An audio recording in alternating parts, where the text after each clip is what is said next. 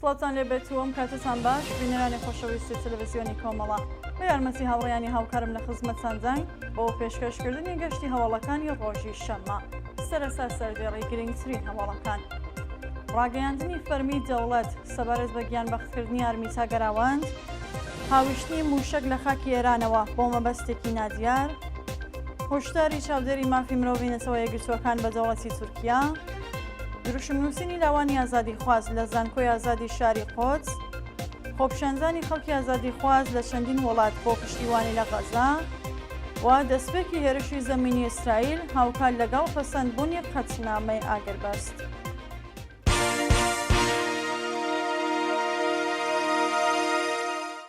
درێژە هەواڵەکان بەڕێوەچوونی یەکەمین ساڵیادی گیانبەختکردنی سارینا سەعادی لە سنا ڕۆژی هەینی 5 مانگی خەزەڵوەر یەکەمین ساڵوەگەری گیانبەختکردنی سارینا سەعادی بە بەشداری بنەماڵە و کۆمەڵێک لە خەڵکی ئازادی خوازی سنا بەڕێوەچوو. ڕۆژی 5 خەزەڵوەری 1401 سارینا سەعادی مێرمەنجاڵی تەمەن 15 ساڵی خەڵکی سنا بە زەربەی باتۆمی هێزە سەرکوتگەرەکانی کۆماری ئیسلامی لە ڕەوتی شۆڕشی ژینە گیانی بەخس کرد. ڕۆژی هەینی مەراسمی ساڵیادی گیانبەختکردنی سارینا بە بەشداری بنەماڵەکەی و ژمارەیەک لە خەڵکی ئازادی خوازی سنا لە گۆڕستانی بەهەشت محەممەدی بەڕێوەچوو. شانی باسەکە کۆمەڵێک لە لاوانی شۆڕژگیری سچنا بە دروشم نووسین یادی ئەو هەمیشە زیندۆیان بەرز ڕاگرتووە. ڕێزگرتن لە یادی فەرەیدون فەرەجی لە شاری سەقز ڕۆژی هەینی 5 مانگی خەزەڵوەر بنەماڵەی هەمیشە زیندوو فەرەیدون فەرەجی لەسەر مەزاری ئەو گیانبەختکردووە کۆبوونەوە و ڕێزیان لە بیرەوەریەکانی کرد. فەرەیدون فەرەجی ڕۆژی 5 خەزەڵوەر لە شاری بانا بە تەقەی بەکرێگیراوانی ڕژیم گیانی بەخت کرد و لە ژێرگوشاری دام و دەستگا ئەمنیەکان بە شەو لە گۆڕستانی ئاچی سەقز بە خاک سپێردرا. ڕۆژی ڕابردوو بنەماڵەی ئەو گیانبەخت کردووە هاوڕێ لەگەڵ کۆمەڵێک لە خەڵکی ئازادی خوازی سەقز لەسەر مەزاری کۆبوونەوە و پەیمانیان لەگەڵ ئاواسەکانی نوێ کردەوە. گۆڵبارانکردنی شوێنی گیانبەختکردنی کوبرا شێخە لە شاری مەهاباد ڕۆژی هەینی 5 مانگی خەزەڵوەر ئەو شوێنەی کوبرا شێخە بە سەخەی هێزەکانی ڕۆژیم گیانی بەخت کردبوو لەلایەن خەڵکی ئازادی خوازەوە لە شاری مەهاباد گۆڵباران کرا. بە پێزانیاریەکان شوێنی ئەو فیشەکە جەنگیەی بەرزایە کۆبرا کەوت و بە دەرگاکەدا تێپەڕی هێشتا لەسەر دەرگاکەیە. کۆبرا شێخە لە ڕۆژی 5 خەزەڵوەری 1401 و هاوکات لەگەڵ ئاخێزی ژەماوەری ژنژیان ئازادی بە چەقەی ڕاستەوخۆی هێزە سەرکوتگەرەکان لە شاری مەهاباد گیانی لەدەستا.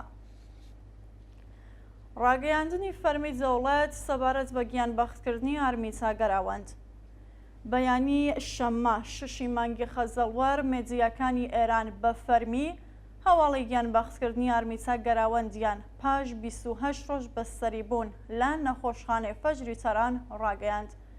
ئارمیتا گەراوەند تەمەن 17 ساڵ ڕۆژی 9 ڕەزبەری 1402 لە هێرشی بەکرێگیراوانی کۆماری ئیسلامی بە بیانوی ڕەشاو نەکردنی حیجابی ئیجباری لە مترۆی تاران چووە کۆمە و ڕاگوێزی نەخۆشخانەی فەجری تاران کرا. هەرچەند بەرپرسانی ڕۆژیم ڕەزیان کردەوە کە حیجابانەکانی نێو مترۆ ئەو جنایەتەیان ئەنجامدا بێت، بەڵام شایەت حاڵان و ڤیدۆکانی نێو مترۆ لە دوانەکانی ڕۆژیمیان بەدرۆ خستەوە. بنەماڵەی ئارمیتا لە ماوەی بەستەریبوونیدا لەلایەن ناونجەمنیەکانەوە خرانە ژێر گوشار و هەڕەشەیان لێکردن کە نابێت لە ساران تەرمەکەی بنێژن، بەڵکو ئەبێت تەرمەکەی لە یەکێک لە گونجەکانی کرماشان یان لۆڕستان بنێژن.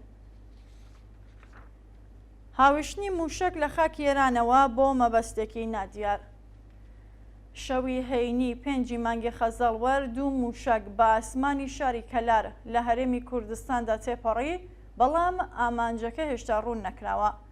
بە پێو ڤیزۆیانەی لە چۆرە کۆمەڵایەتەکان بڵاوکراوەتەوە هاوکات لەگەڵ دەستپێکی هێرشی زەمینی ئەرتەشی ئیسرائیل بۆ سەرباکووری کەرتی غەزا چەندین هێرشی پەهبادی و موشکی کرایە سەر بنکە سەربازیەکانی ئەمریکا لە عێراق و سووریا و هاوڵاتیانی هەرێمی کوردستانیش بە مێدیاکانیان ڕاگەیاندووەکە شەوی ڕابردوو 2 موشک لە کرماشانەوە بە ئاراستێکی نادیار تەقێنراوە بەڵام هێشتا هیچ لێجوانێکی فەرمی لەلایەن بەرپرسانی کۆماری ئیسلامیەوە نەدراوە.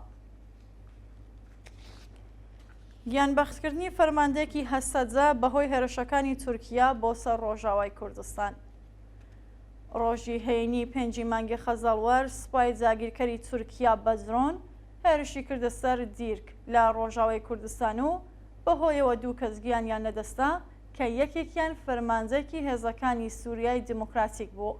بە گوێرە زانیاریەکان پێشنیوەڕۆی هەینی سوپای جاگیرکەری تورکیا بە درۆن هێرشی کردوتە سەر شاری دێرک لە ڕۆژاوای کوردستان و فەرماندەیەکی هێزەکانی سووریای دیموکراتیک هەستەجا بە ناوی شبلی کوژرا. هەر لەو پەیوەندیەدا ژن و منداڵێکیش بریندار بوون و دوای گەیاندنیان بۆ نەخۆشخانە منداڵەکە گیانی لەدەستاوە. هۆشداری چاودێری مافی مرۆڤی نەسەوە یەکگرتووەکان بە دەوڵەتی تورکیا. ڕێکخراوی چاودێری مافی مرۆڤی نەچەوە یەکگرتووەکان ڕۆژی هەینی 5 مانگی خەزەڵوەر سەبارەت بە هێرشەکانی دەوڵەتی تورکیا بۆ سەر باکوور و باکووری ڕۆژهەڵاتی سووریا و لە ناوبردننی ژێرخانەکانی یابووری، بەهداشتی و خزمەتگوزاری هۆشداری توندی جایە دەوڵەتی ئەردۆغان. لە راپۆرتی ئەو ڕێکخراوەیەدا هاتووە لە ناوچەکانی جەزیرە، ڕەققە و شەهبا زیاتر لە 150 مەبەستکراوەتە ئامانجوو بۆ هۆیەوە دەیان کەس گیانیان نەدەستاوە و زیانێکی زۆر بە ژێرخانەکانی بەهداشت و دەرمان، پەروەرزە، خزمەتگوزاری و وێستگەکانی ئاو، کارەبا و سوتەمەنی گەیشتووە. لە ناوبردننی ژێرخانەکان لە ڕۆژاوای کوردستان ملیۆنان کەسی لە ئاو، بەرق، سوتەمەنی و جەرمان بێبەش کردووە و ڕژیمی تورکیا ئەبێ دەست لە پێشێلکاریەکانی لە بواری مافی مرۆڤدا هەڵبگرێت. بەرزڕاگرتنی یادی گیانبەختکردووان لە گیلان و ئامۆل. ڕۆژی هەینی 5 مانگی خەزەڵوەر کۆمەڵێک لە خەڵکی شۆڕەژگێر و ئازادی خواز لە گیلان و ئامۆل بە کۆبوونەوە لەسەر گۆڵکۆی عارف، قوربانیپور و عەلی فازڵی پەیمانیان لەگەڵ هاوسەکانیان نوێ کردەوە. عارف قوربانیپور تەمەن 35 ساڵ و خێزاندار و خەڵکی شارستانی گیلان لە مانگی خەزەڵوەری ساڵی ڕابردوو لەلایەن هێزەمنیەکانی ڕژیمەوە بە تەقەی ڕاستەوخۆ گیانی لەدەستا و هەروەها عەلی فازڵی لە ساڵی ڕابردوو لە گەشتی ئاسمانی لەلایەن ڕژیمی ئیسلامیەوە گیانی بەخت کرد. ڕۆژی ڕابردوو بنەماڵی ئەو دوو گیان بەخت کردووە و هەروەها کۆمەڵێک لە خەڵکی ئازادی خواست پەیمانیان لەگەڵ هاوسەکانیان نوێ کردەوە. دروشم نووسینی لاوانی ئازادی خواز لە زانکۆی ئازادی شاری قودس. ڕۆژی هەینی 5 مانگی خەزەڵوەر لاوانی شۆڕەژگەر لە شاری قودس لە ناڕزایەتی بە کوژرانی ئارمیتا گەراوەند دیواری زانکۆی ئازادی شاری قودسیان بە دروشمی دژە حکوومەت نەخشاند. بە پێڕاپۆرتەکان کشان و کوڕانی ئازادی خوازی شاری قودس لە ناڕزایەتی بە کوژرانی ئارمیتا گەڕاوەند لەلایەن هێزەمنیەکانی ڕژیمەوە و بەرز ڕاگرتنی یادی تەواوی گیانبەختکردوانی شۆڕشی ژنجیان ئازادی دیواری زانکۆی شاری قودسیان بە دروشمی دژە حکوومەت نەخشاند و ناڕزایەتی خۆیان بەرامبەر بە جنایەتەکانی ڕژیمی کۆماری ئیسلامی نیشاندا. جێبەجێکردنی حکمی لە سێدەرەزانی 2 هاوڵاتی لە تەورێز و بیرجەند. ڕۆژی هەینی 5 مانگی خەزەڵوەر حکمی لە سێدەرەزانی 2 هاوڵاتی لە شاری تەورێز و بیرجەند جێبەجێکرا. بە پێڕاپۆرتی ڕێکخراوی مافی مرۆڤی ئێران ئەمیر حسین دەشتمان تەمەن 22 ساڵ و خەڵکی شاری تەورێز کە پێشتر بە تۆمەتی پەیوەندیدار بە مادەی هۆشبەر لەلایەن هێزەمنیەکانی ڕۆژیمەوە دەست بەسەر و بە ئەعدام مەحکوم کرابوو ڕۆژی هەینی لە زیندانی ناوەندی تەورێز لە سێدارەدرا. لە لایەکی دیکەوە هاوڵاتیەکی بەلوش بە ناوی حسین عەلی تەمەن 27 ساڵ دانیشتووی گوندی سیاهمەرد بە تۆمەتی پەیوەندیدار بە مادەی هۆشبەر لە زیندانی ناوەندی شاری بیرجەند لە سێدارەدراوە. یانەدەستانی 3 سوختبەر لە شاری زاهیزان و گۆهەرکوه. ڕۆژی هەینی 5 مانگی خەزەڵوەر بەهۆی وەرگەڕانی ئۆتۆمۆبیلی سوختبەران لە مێخوەری زاهیزان بەم و گۆهەرکوه 3 هاوڵاتی گیانیان لەدەستا. بە پێزانیاریەکان 2 سوختبەر بەهۆی وەرگەڕانی ئۆتۆمۆبیل لە مێخوەری زاهیزان بەم بە سەختی بریندار بوون و پاش گواستنەوەیان بۆ نەخۆشخانە گیانیان نەدەستا. لە لایەکی دیکەوە سوختبەرێکی دیکە لە گۆهەرکوه بەهۆی وەرگەڕانی ئۆتۆمۆبیلەکەی و لە ئەنجامی ئاگرکەوتنەوە ئەو هاوڵاتیە گیانی لەدەستا. جێگە ئاماژەکە هێشتا ناسنامەی ئۆسێ سوختوەرە ئاشکران نەکراوە. خۆپیشاندانی خەڵکانی ئازادیخواز لە چەندین وڵات بۆ پشتیوانی لە غەزە. ڕۆژی هەینی 5 مانگی خەزەڵوەر خەڵکی ئازادیخواز لە چەند وڵاتی جیهان دەست بە هێرشەکانی ئیسرائیل بۆ سەرکەرتی غەزە و کۆمەڵکوشکردنی ژنان و منداڵان خۆپیشاندانیان کرد. بە پێڕاپۆرسەکان لایەنگرانی فەلەستین لە وڵاتەکانی کەنەدا، ئەمریکا، تورکیا، ئۆردۆن، تونس و چەند وڵاتی دیکەی جیهان دەست بە هێرشەکانی ئیسرائیل بۆ سەر غەزە و کۆمەڵکوشکردنی ژنان و منداڵانی فەلەستینی خۆپیشاندانیان کرد. لە وڵاتانی کەنەدا یەهودیەکانی دژبەری نێتانیاهو کۆمەڵێک کادری دەرمان و پەرستارانی ئۆنتاریۆ لە خۆپیشاندانێکی هاوکاتدا ناڕزایەتی خۆیان لە ئاست پشتیوانیەکانی دەوڵەتی کانادا لە دەوڵەتی ڕاستگەرای نێتانیاهو نیشاندا.